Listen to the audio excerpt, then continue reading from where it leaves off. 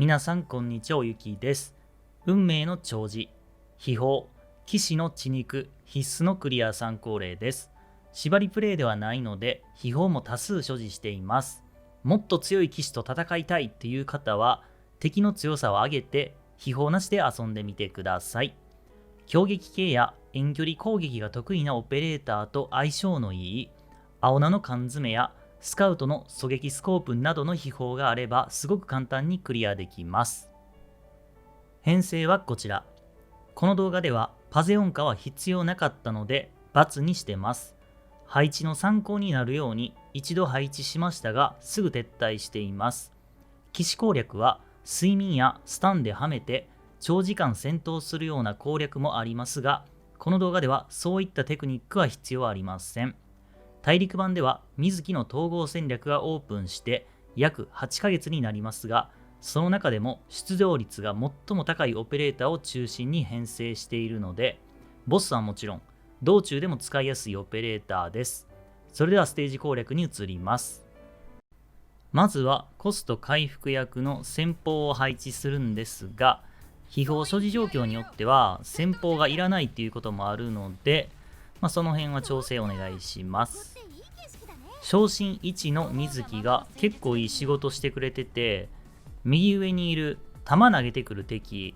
この敵が投げてきた、弾を、処理してくれたり、撃ち漏らした雑魚敵を、処理してくれたりするので、必須っていうことではないんですが、私は好きでよく使ってます。開幕、左上にいるブラッドボイルと抜けそうな敵を同時に処理したいので、テキサスの S3。ホルンを左上に配置。ホルンは S1 選んでるんですが、S1 が必須ってことではないですね。S1 と相性のいい秘宝を持ってて、操作が楽なので S1 を選びました。ブラッドボイルを開幕処理しておくとすごい楽になるので、テキサスで処理。ここで、コストが溜まったら幽流チェーンを配置します。幽流チェーンを選んだ理由なんですが、今回のボス、騎士はダメージを受けた時に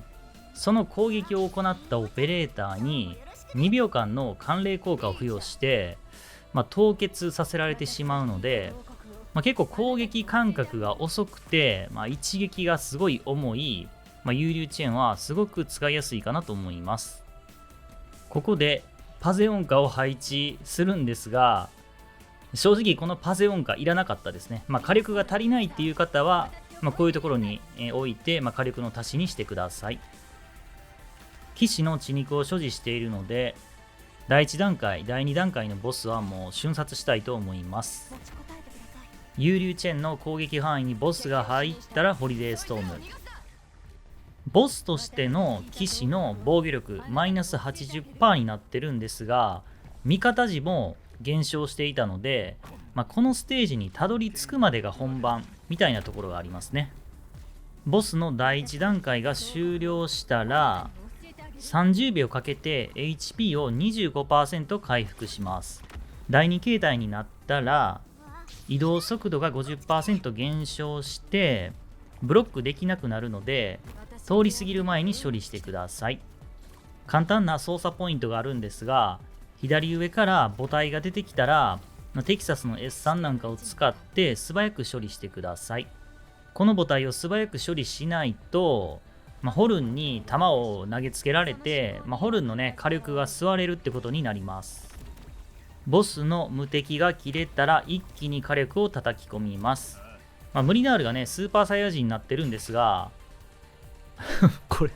撃つ必要あったかってぐらい一瞬で溶けてしまったので、この秘宝は必須ではないですね。こんな感じで、せっかく身構えてたパゼオンカも使うことなく撤退っていう流れになってしまいました。ローグライクっていうのはシステム上クリア参考例を見ても全く同じにはならないっていうのが醍醐味というか、本当の楽しさだと思うので、もっと強い騎士と戦いたいっていう方は自分ルールで遊んでみるのがおすすめです。騎士の血肉なしの攻略動画は出そうかどうかちょっと考えてるんですけど、結局特定のオペレーターとかが必須になってきたりするので、ちょっとどうしよっかなーって考えてます。特定のオペレーターとか、あと秘宝もそれなりにいるし、睡眠やスタンを使った、テクニックも必要になってくるので、ちょっと難しいのかなってイメージですね。ぜひ皆さんのおすすめ機種攻略法なんかありましたらコメントで教えてください。